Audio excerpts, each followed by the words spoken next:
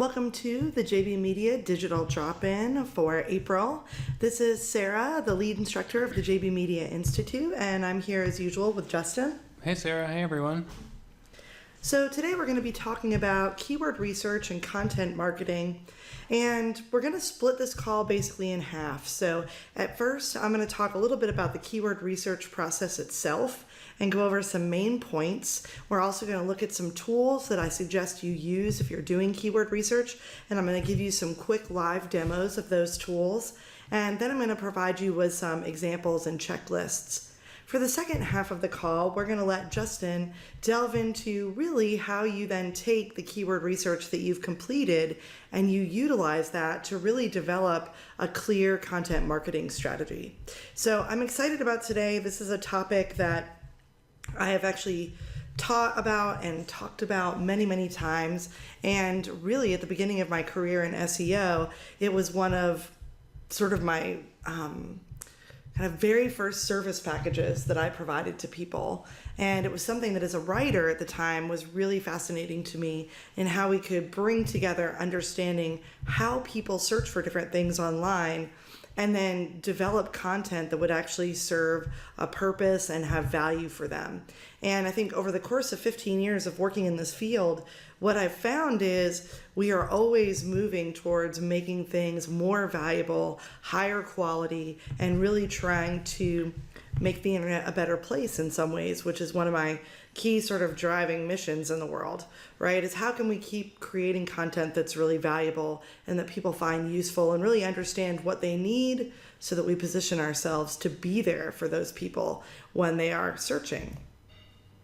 So I'm going to talk about keyword research for the next 20 minutes or so. If you have questions, please feel free to chat them in, but I'd like to try to move a little bit quickly through some of these so we can get time for those live demos that I talked about. So you might see that if you ask a question I think is really involved, I might save that to the end so that we can dig into that a little bit in our last 5 minutes. The other thing is, I'm going to show you a lot of information in this first half of the webinar today.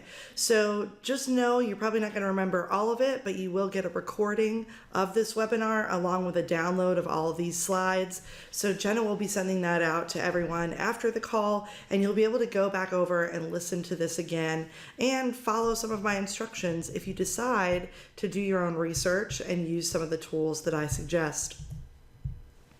To begin, I want to mention just 3 common struggles that people have when they're doing their own keyword research and search engine optimization and content marketing. One is there's a lot of feelings of being overwhelmed, and there's a lack of prioritization. So one of the things that students tell me is that doing this research is sort of like opening a giant can of worms.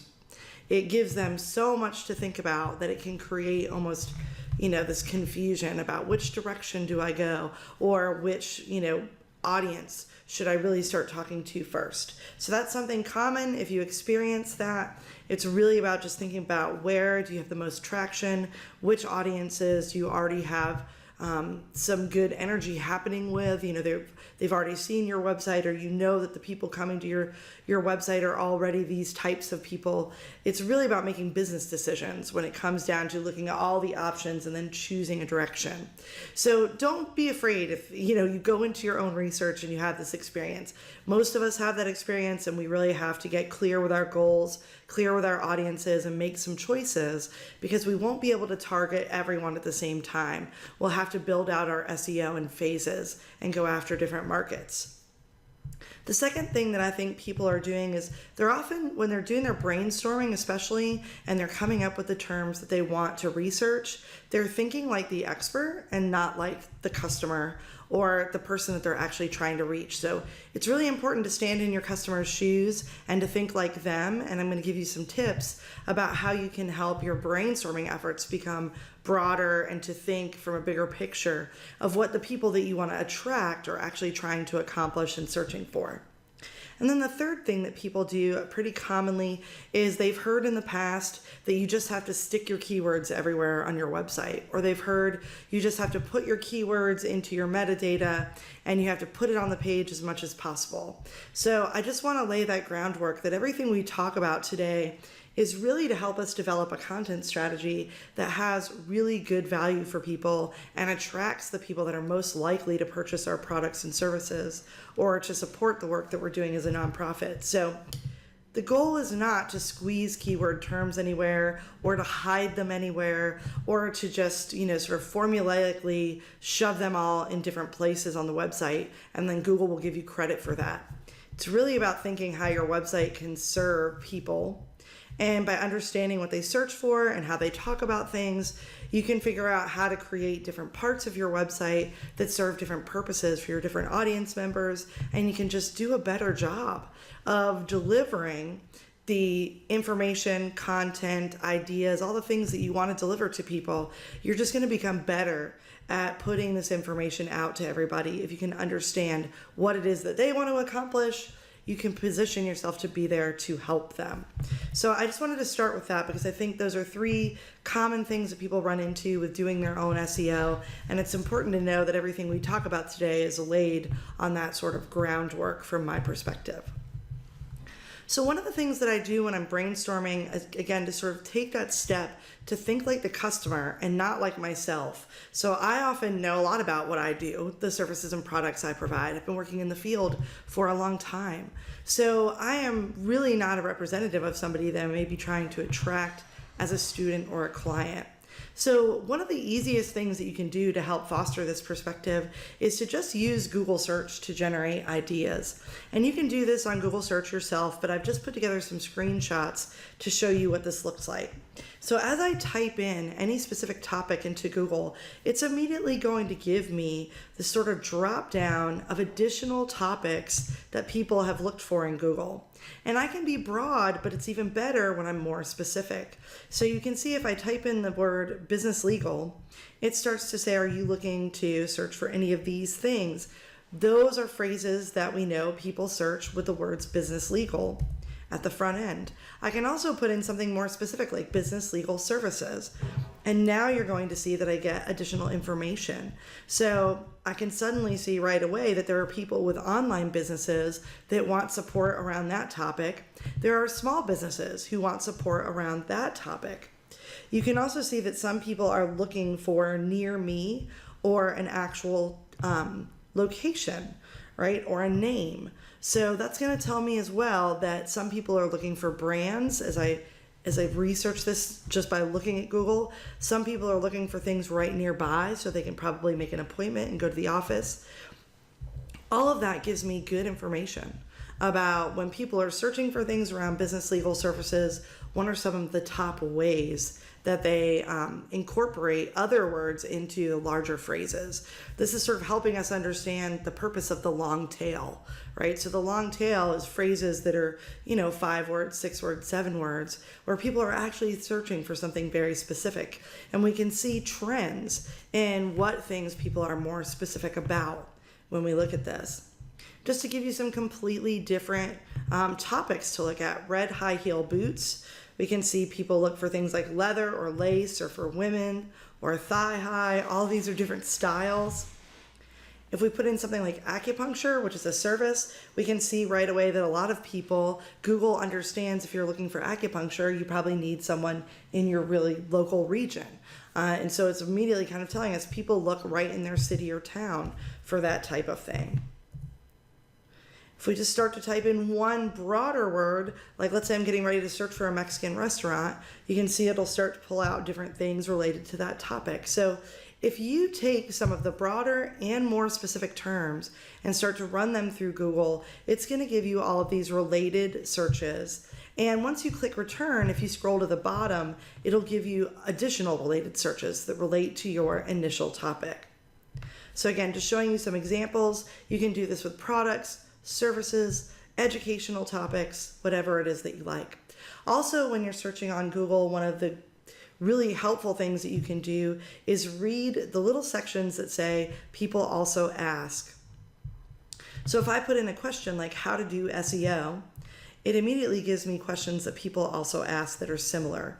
And as I click on the questions to look at the answer, it will actually add additional questions to that list. So I can really start to dig into the actual really conversational topics that people are focused on. Yeah, and Chris, I see your question. Are these results neutral or influenced by prior searches? It's my understanding that these are literal common things that people ask related to what you're typing in. So the related searches is other phrases, other topics that people are typing in related to what you are typing in. And with the questions, it's the same thing. I ask a question, it's saying people also ask similar questions, and here is how they ask them. Right? So we can see I put in how to do SEO, and then we can see other people search for how can I do my own SEO? Where can I learn SEO for free? Right? So it's actually, I think, they're not giving you volume in any way, so you don't know what is more popular or less popular, but they are definitely things that are also being searched on Google. Does that make sense? I don't know if that answers your question about whether or not it's influenced by prior searches. It is, because everything is related to the same topic that I've entered in already. So let me know if that's not clear, and I can keep talking about that. But essentially, whenever you are looking for even topics that aren't questions, but something like the benefits of massage, here you can see it still produces that people also ask. So what are the benefits of massage? Why is it important to get one? Do massages release toxins? So again, I feel like this helps us get a view of when people are looking for different things on Google around what kind of services and products we provide. We can see the different ways that they would talk about it. And again, we can even see this with products. So how to shop for a mattress. There's also people also ask questions next to the actual shopping ads. So this is a great way in the beginning to understand, like I said, the different things and the different terminologies that people might use as it relates to your products and services. And I think sometimes when you're the person who owns the company or you're doing the marketing, you don't always have kind of that outside perspective of different ways that people would talk about the subjects. So this initial kind of just brainstorming can help you make sure that when you do your research, you're covering all the different bases that are potentially there. Now there's 3 tools that I want to show you today. One is the Google Keyword Research Tool, which is part of Google Ads, formerly known as Google AdWords. The second is Answer the Public. And the third is the Moz Keyword Explorer. Now, all of these tools essentially have free versions. They also have obviously sort of paid or upgraded versions. So with Google Ads, I think is the most in-depth. You do have to set up a Google Ads account. Yeah, thanks, Alyssa. Geegle sounds better. Yeah, we'll stick with that. Maybe I'll tell Google they have to rebrand themselves. But with Google Ads, it's really important to remember they are going to force you to sort of set up your ad account, put in your billing information, and do all of that. And then once you've done that, you can turn your campaign off and then potentially use their keyword research tool. So I'm going to go ahead and, like I said, we're going to live demo this for a moment so you can see what I'm talking about. So essentially, if I'm in Google Ads, I can go into this tool set right here, which is the little wrench icon, and click on the keyword planner. This is basically going to open up an area that's focused on doing the research. And this area is a little different if you're doing advertising research versus organic. So we're going to talk about doing organic research right now. Of course, if you were running ads, you could use a lot more of this tool to really understand the advertising competition. But essentially, when you get into the keyword planner, you're going to click Find New Keywords, and you're going to add in up to 3 sort of versions of your topic. So I'm going to put in acupuncture and acupuncturist. And again, I'm just going to leave it at 2, but I could add 1 more. It'll stop you at 3, so you want to be kind of focused on your topic. And then I'm going to click Get Started. And essentially what this is going to do is bring me into an area where it gives me information about topics related to what I entered in and similar topics. So again, I'm going to just drag this so we can look at the different topics. So you can see there is the main topic, acupuncture, and then we've got all these different topics related to that. So Chinese acupuncture clinic, Chinese acupuncture. Let me see if I can get some to roll up at the top here. Hold on one second. All right, there we go. Acupuncture near me, community acupuncture, acupuncture for anxiety, for depression, cost, for migraines. So there's all sorts of different topics related to acupuncture here that I can take a look at. And essentially, one of the things that I can also do is use a filter and put in keyword text. So I can basically filter down and say, I want to only see words that contain the word itself, acupuncture.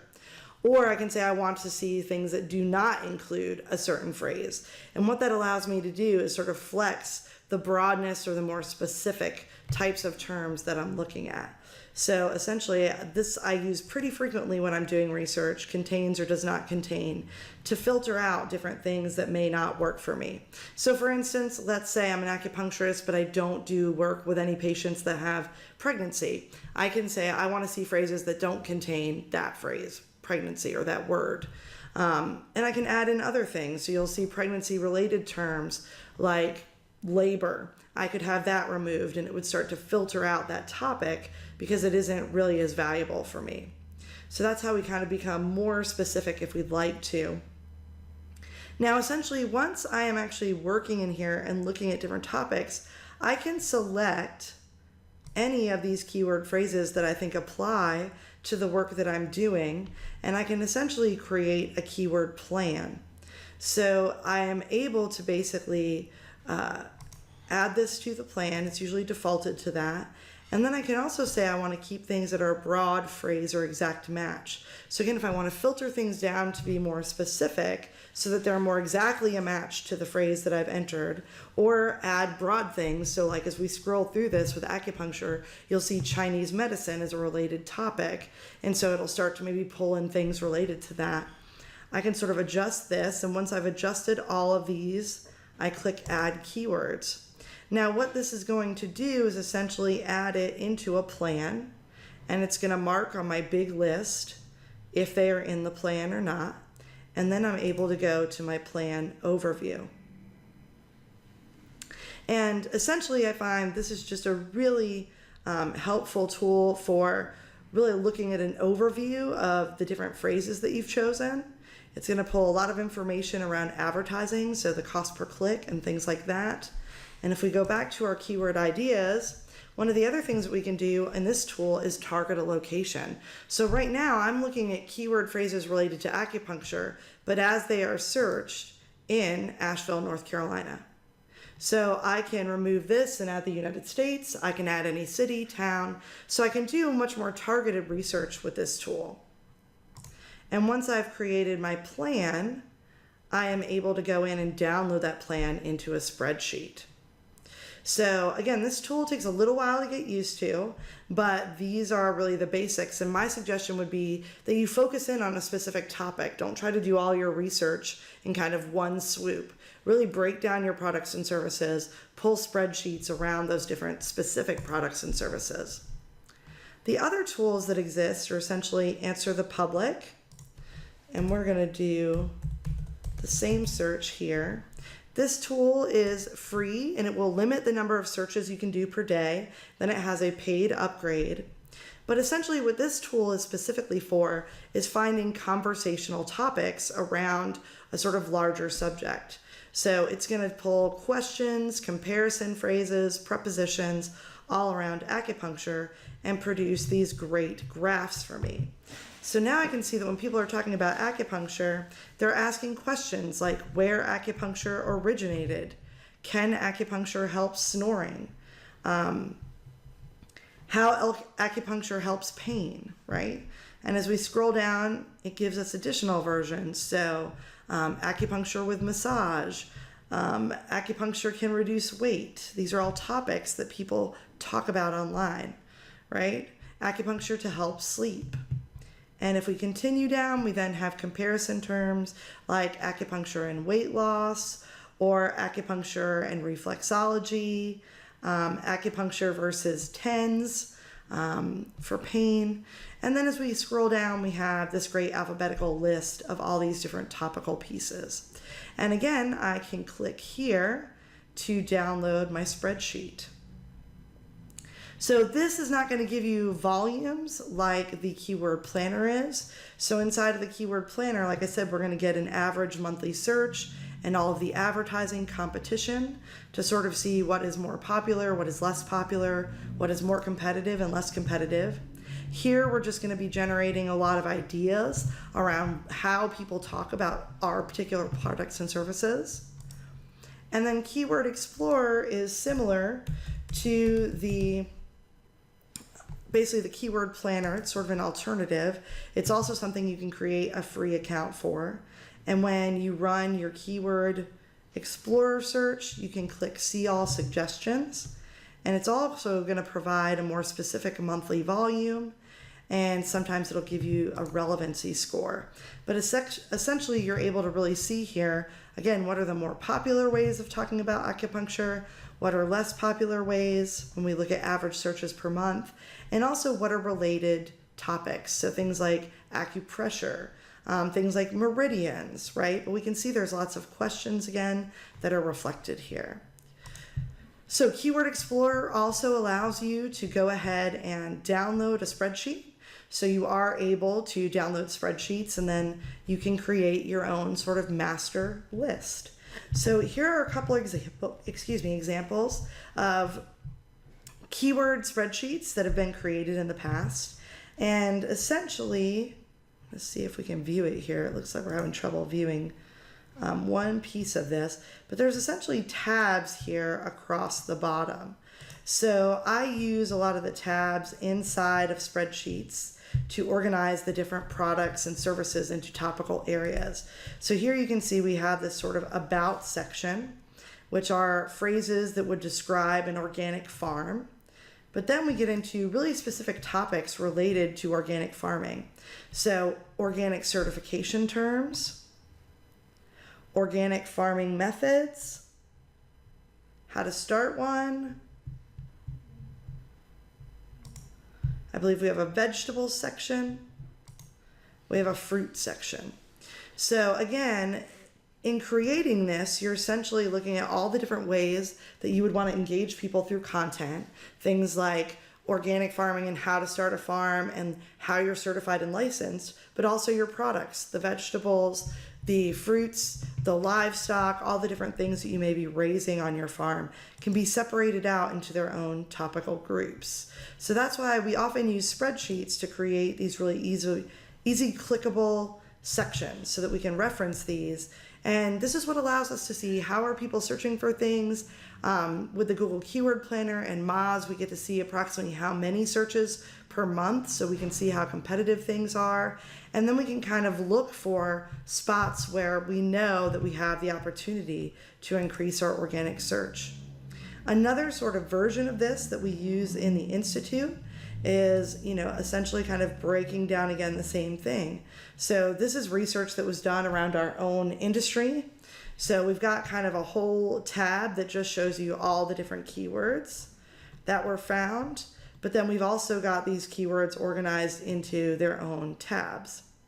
So things related to internet marketing, things related to our audiences, so social enterprise, nonprofits, events.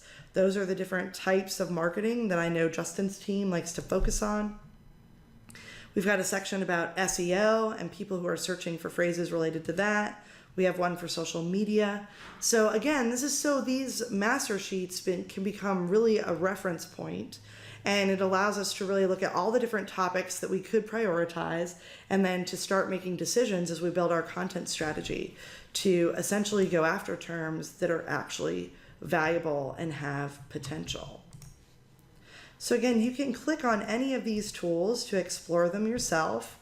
I will suggest that you use at least two in order to, connect with those. And I think it's because for me, different tools produce different information, give me a different sort of vision of things. And so I feel like using one tool can sometimes limit the overall perspective. And then we're going to talk more about content strategy, but I did want to give you just sort of one on-page checklist of when you're looking at the different pages of your website that exist and now you have some keyword topics that can be applied, you might want to really think about placing keyword phrases in these different areas on the page. So this is basic structural SEO that most people can do on their own by building their pages. You may or may not put a keyword phrase in all of these areas. I would not squeeze things where they don't belong or where they seem repetitive. So really think about how you can have a page URL, the address of your page that clearly states the topic. Make sure that the title of the page sometimes is clearly stating the topic. And then I would say the meta titles and descriptions are the next most important piece. From there, if I have photos and videos on the page, I can try to optimize those with keyword phrases if it's appropriate. And I can also add in additional subheadings to the page that reinforce the keyword topic. But the goal is not to be repetitive, just to have a well-rounded kind of page that speaks about the topic in different ways and is clearly a page that has got information about or information that's really going to serve the people that you want to attract to that page. So I want to move on so Justin can have his half of the call where we talk about implementing. But if there's any questions, we'll keep monitoring the chat. Like I said, a lot of this you have to get in and play with the tools and start to experience it for yourself. But hopefully this will give you a guide to at least starting and really give you an example of how you can organize things. So Justin, you want to hop in and start sharing about what we do after you get to this point? Yeah, absolutely. Thanks, Sarah. So for the second half of the talk, I'm going to talk a little bit about what you can do with the keyword research once it's been done using the strategies that Sarah has laid out. So there's really three main uses of keyword research, and these are really three main areas of SEO as far as content strategy is concerned. The first is optimizing existing pages, and that's mostly around metadata. And Sarah mentioned that briefly at the end of her presentation, and I'll get a little bit more into detail about each of these later in the presentation. The second is expanding existing pages. So a lot of times when we do research, keyword research, part of the research is looking at what phrases the website already shows up for. And we look for keywords that are, we can say like, where it's not performing really well. So it's not like number 1, 2, or 3 in the search results, but not, number 90 either, like somewhere between number 5 and number 40. If your site's showing up in the second or third page on a keyword, then that means you already have some content on the topic. Depending on what kind of content you have and how high you're ranking, one simple strategy is to take the research indicating what other similar terms are being searched for and take the existing content and make it better. Make it better by expanding it. And so I'll talk a little bit more about what that looks like later on. And then you can also use the keyword research to guide new content. And I've listed here a bunch of different types of new content, and I'll talk more about each one later on. But there's three types of short form content: blog posts, glossary pages, and FAQ pages. Those are often under 1,000 words. And then service pages and product pages are unique to B2B and B2C businesses. You talk about, like for us, we talk about the services that we offer. Those would be service pages. If we sold things online, those would be product pages. And those can be optimized based on the research. When you're going after more competitive keywords, it requires longer form content and multiple pages on the same subject. And so in our industry, some terms have been evolving and solidifying to talk about those kinds of content. And one is the pillar page. A pillar page is a word that describes one really long article that is very thorough, or one really long page. It's often called a landing page that really goes deep on one topic. It's not really an article because it's more of like a guide or a 101 or a thorough how-to page that has a kind of evergreen nature. It doesn't necessarily go into a blog roll. It more likely goes into a main site navigation or sub-navigation of the site where the page will always stay in the same place. You can improve on it year after year, and it's a really great resource for a specific subject. And when one page is, not enough to cover a topic, then you get into what's called a topic cluster. That is when you have a pillar page that's long and several supporting subpages that go deeper on subtopics or niche topics related to the main topic. And those all interconnect with links. And that helps reinforce that your site is an authority on the main topic of the pillar page and the subtopics, which helps you capture a greater percentage of the search engine traffic on all those words. So when you're doing keyword research, one of the important things to do is group your keywords together in related themes as tabs and groups on the page. So Sarah was showing some keyword research earlier where there were different tabs, and then each tab within the tab it had groups. So the groups might be individual pages or might be their own pillar page. In some cases, one tab might be a pillar page, and then the groups might be the cluster pages that go to support it. It's different depending on the size of your site, how many people you have writing content, how ambitious you are with your content development, which of these strategies you end up deploying. I'll talk more about that in a little bit. So, of those previous 6 or 7 strategies, most content strategies will choose 3 or 4 of the tactics described in the previous slide. The key is balancing your efforts between tactics that are low, medium, and high effort, and also choosing the right strategies in your plan is really about aligning your content development with your overall marketing goals. So if you need content for your newsletter and your social media, that might inform what strategy you choose to use. If ranking for one really important keyword is critical, you probably need a pillar page on that word, and you might need a whole bunch of topics in the topic cluster. You might also need blogs or FAQs or glossaries about that to reinforce it. So understanding kind of what your competitors are doing, what makes sense for your industry niche between those tactics is a little bit difficult to describe in a setting like a webinar. That's sort of what we often get hired to do as a content strategy development, which often takes 3 months. And I'm going to show an example later in the presentation of what that looks like, what a content strategy development really looks like. So now I'm going to talk about each of the 3 or 4 sections of how to use keyword research. And this is sort of a follow-up of what Sarah shared before. But when you're informing what content to update on your site, it's usually based on which pages are doing well in the search engines but not in the first position. It often also is your home page or your main service pages or existing pillar pages that you built in the past that you want to improve upon. Then you look at the new keyword research and you use what you've learned from the research to inform improving your metadata, such as your page titles, descriptions, H1s, other header tags, such as H3s or H2s that are breaking up the content, image captions, and image names. That'll help. Using the right keywords in all those places will help the page have a better chance of ranking for some of those words.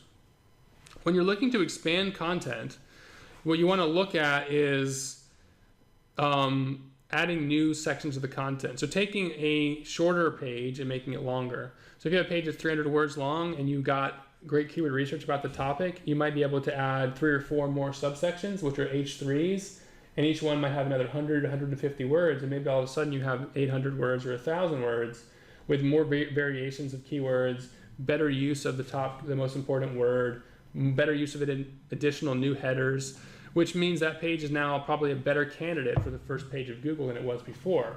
If you start out with 1 header and 300 words, and add 5 more headers and another 500 words, the number of pages your page is now a better resource then goes up significantly and you have a better shot.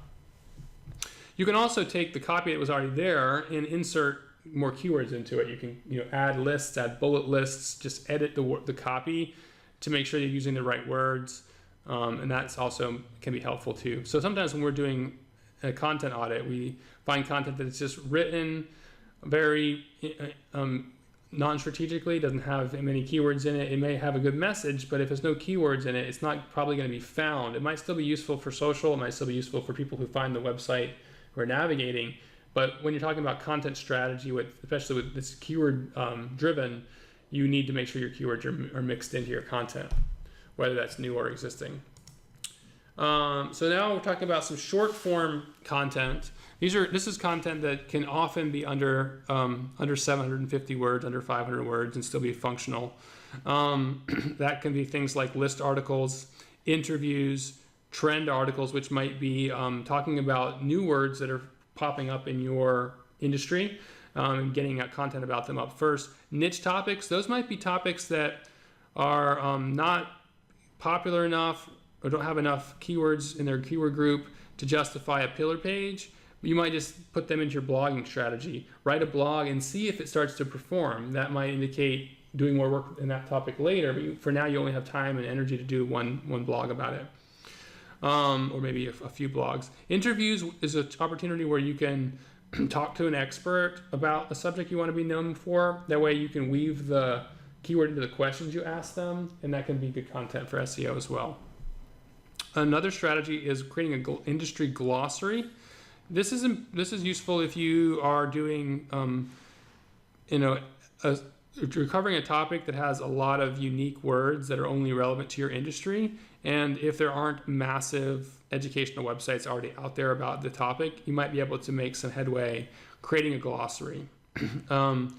I've seen this done well many times. One example, I used to do some work for specialty medical websites, and I was doing work for this one surgeon in California, and one of his competitors had a glossary with almost 5,000 industry terms defined with short definitions between 50 and 100 words, or some of them were only 100 words, 200 words long. But because they had so many different topics covered, the site was considered a major authority, and it was very hard for me to work with this client to catch up with this competitor because they had so much content. I don't really recommend doing hundreds of words and doing them really short. I'd recommend picking 20 or 30 and doing longer content with 300 words or more. And then you can link them together. So when you're defining industry terms, sometimes other terms are used inside the definition of a different term. So if a term is like SEO, and inside the SEO definition you say, social media signals can help impact SEO. Well, the word social media might link to that glossary page or that service page. It really depends on what you do, whether or not glossaries make sense. We've been doing a lot of work in this content strategy the last 6 months, and about half of our content strategies recommended glossaries. Some of our clients are doing their own definitions for their glossaries. Others are choosing to interview experts in their field, asking them what the word means to them, and including a bunch of short definitions to get to the number of keywords. It also brings a lot of different voices onto the website. It dilutes the amount of effort they have to put into actually developing their own content, and gives them an opportunity to reach out to people. It also means they have to wait on other people to get the content up on the site, which can make it take longer. Another content strategy that's become popular for us the last 6 months, or maybe over the last year or two, is developing industry or relevant FAQs for your website. FAQs is short for frequently asked questions, and this serves a few different purposes. One, as Sarah was showing earlier when she was actually showing the search engine results, the people also ask is becoming increasingly relevant and popular in Google when you search for something. And if you create pages that specifically answer many of the people also ask questions, that's going to make your site more relevant for the main topic that those other sub-questions of. You also can potentially earn the link when you click on those people also ask. It's like an accordion, and each question shows a short answer and linking to a website. So basically certain websites are winning that part of the search result page. Those people also ask little accordions. And if someone searched for that very specific question, which the reason why they even appeared there is because they're popular searches related to the topic, you might be the top of the search result if you come up with the best answer. So creating a robust FAQ where you answer common questions can help. And one way to do that is use the long tail keyword research to inform what the question should be, or use the answer to the public keyword graph that Sarah showed to figure out what all the questions people ask, and pick which ones you think are most relevant to what you do or what you're uniquely knowledgeable about, and build those FAQs. So we've been doing a lot of keyword research and work for the hospital here in town, a mission hospital, and for them, we've been doing this strategy where for each of their main services, we're creating 3 to 6 to 9 FAQ topics that they'll put on the page, and they'll put a little kind of grid of questions and short answers, and those short answers will link to the full page. And that means that their site answers those questions that people have about choosing the medical services that they offer. And they also, it creates basically a topic cluster almost around those key topics, so that they, instead of having one page about primary care, now they have 6 or 9 pages about primary care. They've covered a lot more ground in what Google knows people are looking for. Therefore, they're seen as more of authority on primary care and on those other sub-questions, which have their own search volume. And therefore, the site as a whole will become better known for its core topics, which funnels up to what the homepage is all about, which is finding a doctor in Western North Carolina or finding a doctor near Asheville. That's what they really want to be known for, probably first. But if they can cover questions about all the different specialty doctors, like orthopedics and weight management and using a virtual doctor, then by being thorough on those topics, they're a better resource for the main question, which is how do I find a doctor? If they have answers to lots of the doctor-related questions, they're a better resource for that overall. So with FAQs, some of the strategies you need to do, you want to create a outline, and the subsections can be other questions or parts of the answer. And then you want to, once you're finished writing it, you want to write a short summary about 50 words that summarizes as much as you can of the key learning of the FAQ. And then you want to do a bullet list right after the intro paragraph that touches on the key steps or key points of the article. The bullet list will help you the bullet list and the summary will give you a better shot at getting those people also asked, or the Google Knowledge Graph for the topic. So long form content, there's 2 types of long form content really. Well, basically, when you talk about long form content, we're talking about content that's over 1,500 words, which if you don't know, that's pretty long. That's usually a paragraph is around 150 to 250 words. We're talking about 10 paragraphs of content or more. That's a lot of text, so you want to break it up with infographics, photography, video embeds, slideshows, beautiful, like well-designed subheaders that look good, and potentially some on-page navigation, which helps you jump between the subheaders so that people can skim around and find what they're looking for quickly without having to read the entire thing.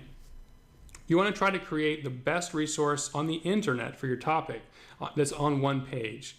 So if you don't think you can do that, then you probably aren't really going to have a good shot at winning the SEO game, because if someone else has created a better resource, then they should be higher than you on the search engines. That's sort of how the search engine algorithm is supposed to work.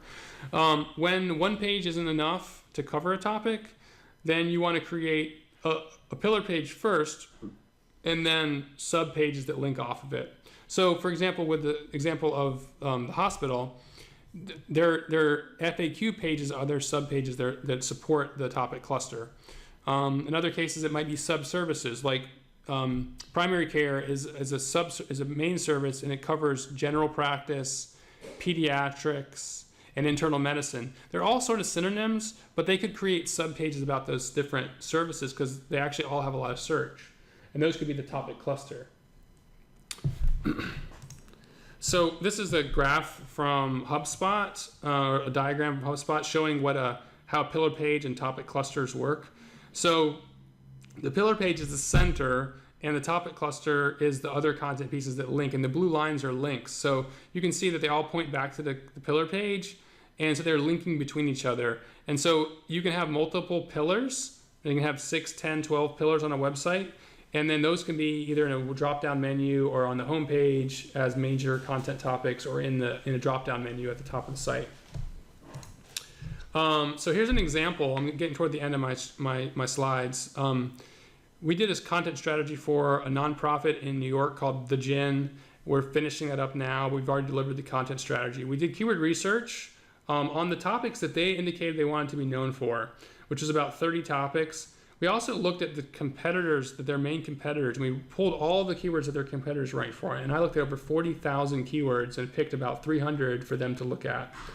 So they had hundreds of keywords to look at. They ranked them on a score of 0 to 100, and that helped us pick out about 15 pillar topics that they don't have good content about. Some of them are climate finance, sustainable investing, impact measurement, and management. These are just 3 of the 15. We also identified that their current pillar page on impact investing could use a bigger topic cluster. So they have also have a whole section on impact metrics, which needs to be optimized and expanded upon. So we identified 2 major areas for optimization and expansion, and about 5 pages on their site to be optimized. We also recognized in their strategy that they're putting all their content on Vimeo, which doesn't really have a good search engine, or people don't search on it. We're asking them to move all their video over to YouTube and then use the keyword research to optimize the video titles and descriptions. And then they have 5 or 6 core audiences, and they have really good audience personas with the questions that their audiences usually ask. So they can turn those into FAQ pages and maybe glossary pages. FAQ is probably the best fit for them. So that's a lot of content. I mean, we're suggesting that they write 15 new pillar pages. Some of them have clusters of other subpages, and it's going to take them several years to do all this. They're going to prioritize it based on the research. So this is an example of the research. You can see here the categories and subcategories are kind of the clusters almost, or the pillar pages. So you can see we're suggesting that they do a climate-based pillar page on climate finance, that it's medium effort to create that because it's not a huge topic. And here's all these in this volume column. You can see how many times those different things are searched for. We also are looking at like how closely related the topic is to their main topic. Their main topic is impact investing. So creating a landing page about impact conferences and events is medium difficulty. It's very closely related to their main topic. Optimizing their reporting homepage on this topic of management reporting will help them capture these branded searches better. That's pretty close to their main topic. And then climate finance is a peripheral thing. People who don't know about impact investing might be curious about climate finance. They don't have any page about it. If they create a good pillar page about it, they should have enough authority to rank for it. And at the top, you see a couple of topics like sustainable capitalism, blockchain for social impact, catalytic capital, and Jed Emerson, who's one of the best known authors in their space. I'm suggesting just one blog post for each of these topics, just to make sure they have some content about it. They're not big enough topics to do a pillar page for, or a whole cluster of pages. They're just good to put in their editorial calendar and have one article about it. If it starts to take off in the future, or they start focusing there, they can turn it into a pillar page. So that's sort of the end of my section. We're almost out of time. Yeah. So I want to go ahead and open up for any specific questions. Again, I know we're getting really specific about how we do these things, but the goal for today was to help as many of you as possible really look at how you can execute your own keyword research, put together the actual spreadsheets that you need, and then turn those around and turn them into something actionable on your website. And as Justin pointed out, there's so many different ways that we take that keyword research and implement it. And one thing I'd like to add, and again, if you have any questions, feel free to type them in and we'll answer them. One of the things I want you to remember too is as you do this, you are just learning about how people are talking about the topics that are most important. So I see the question from Courtney, is it necessary to limit the number of keywords to implement in the site? No, there's not, but the more you have, the more content you're going to need.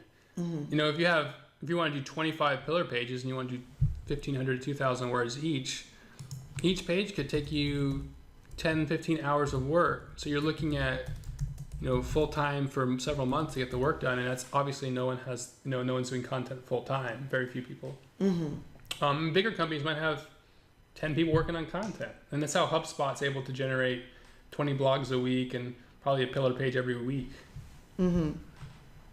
Yeah, so I want to make sure that answers your question, Courtney. I mean, I think, the sky's the limit when it comes to keyword topics.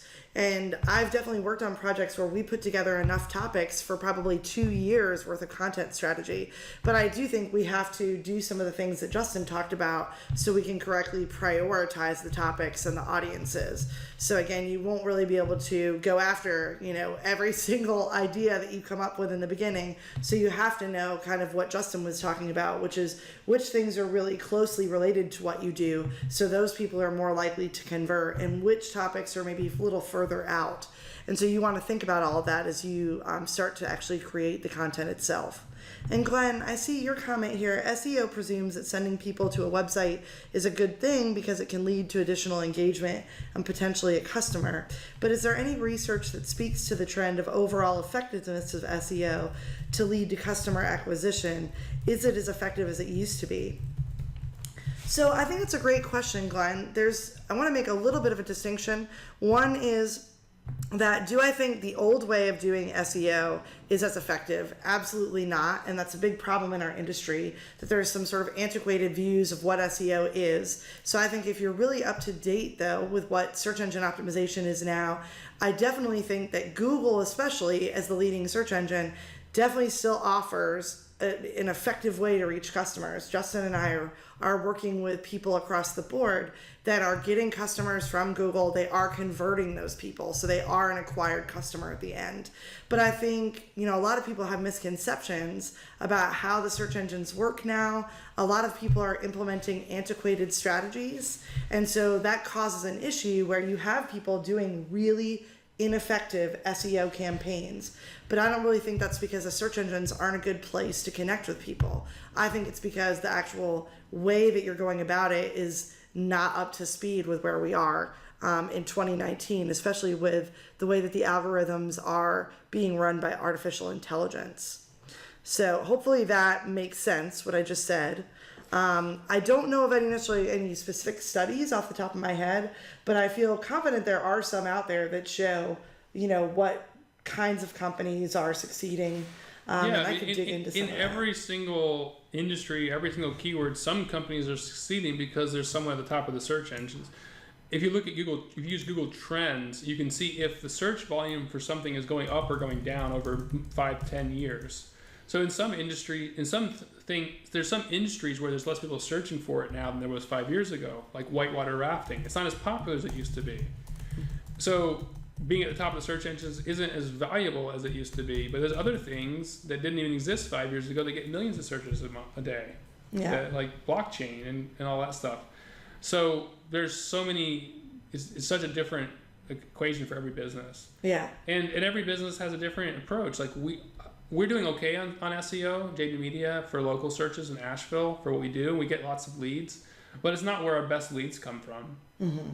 We get 5 leads a week, maybe more, but we refer 80% of them out to other companies because they're not the right fit for us. Yeah. We get our leads from webinars, speaking at conferences, referrals from our existing clients. Yeah. Things like that. So I mean, you're to Glenn's point, you're basically saying, for some people or some companies, some organizations, search engine optimization doesn't end up being their top lead generator. And I think I see lots of businesses that they end up using many different forms of marketing, not just digital, can still potentially be the top driver depending on the business.